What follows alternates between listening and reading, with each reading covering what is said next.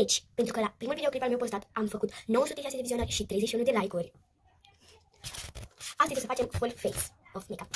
Hai să trecem la treabă. O să începem prima oară cu un primer de la Catrice. Gata, și acum o să blenduim cu mâna. Ceva, nu e foarte cremos. Gata, acum o să începem cu un fond de ten de la Essence. Gata, acum urmează concealerul de la Maybelline. Acum o să blenduim. Am uitat de gata. Următorul pas este conturul și l-am pe acesta de la Trendy Up.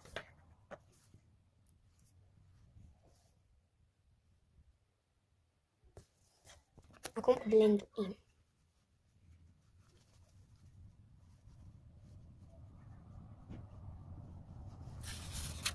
Gata, și acum urmează blush-ul lichid de la Essence.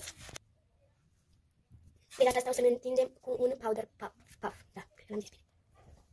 Gata, acum urmează pudra. O am pe aceasta de la Rimmel London.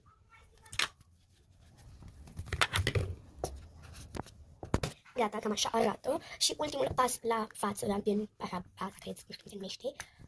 O să avem acest highlighter de la Catrice.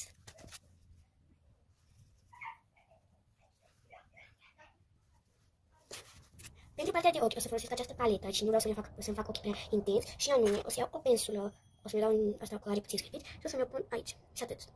Adică nu mai dau pe pleacă. Acum nu știu sincer cu care dintre ele să mă dau, ori cu tușul primul, ori cu Rimmel. Cred că Rimmel.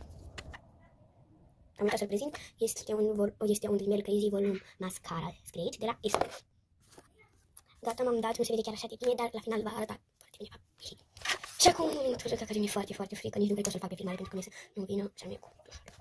Din păcate am reușit să fac pe o parte și pe cealaltă nu îmi am făcut-o de vreo 3 ori și da. Deci am decis să nu mai fac eyeliner pentru că eu nu știu să-l folosesc. Dacă știi să-l folosiți, de ce? Haideți să trecem la buze, la sprâncene. Haideți să facem și puțin la sprâncene de la... Că nu strică. O să-mi dau cu renumitul gel de sprâncene de la Miss Sporty, care l-am de 5 ani, cred, nu lume. Habar n-am de cât timpul l-am, aproape. E gol, trebuie să mai iau. Da, bine, o să ne dăm una care e și de sprâncene. Deci am început acolo, nu știu. Și de sprâncene și de gele.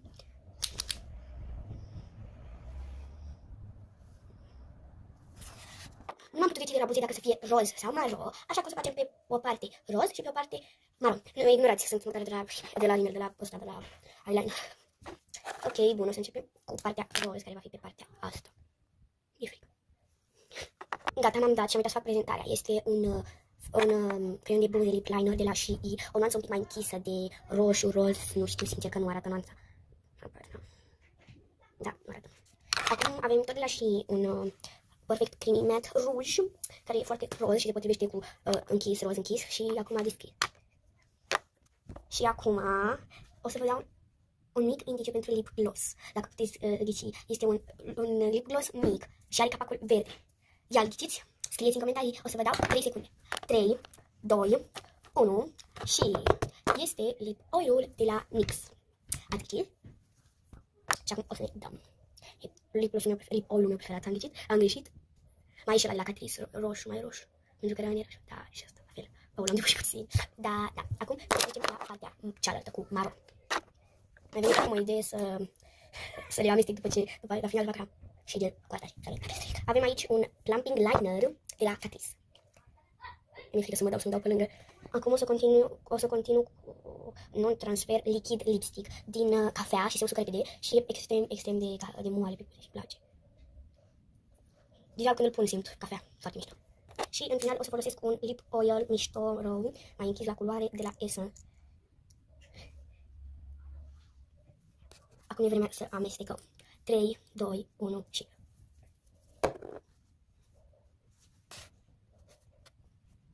Ok, am amestecat o 5 minute cam așa. Să vedeți, gata să vedeți. Sincer să fiu, nici eu n-am văzut. Am arătat un pic. 3, 2, 1 și... Cam acesta este rezultatul complet. V-am zis că aici o să vedeți mai bine cum arată la final. Spuneți-mi ce alte videoclipuri vreți să mai fac. Pa! Și apropo, nu uitați de like și subscribe.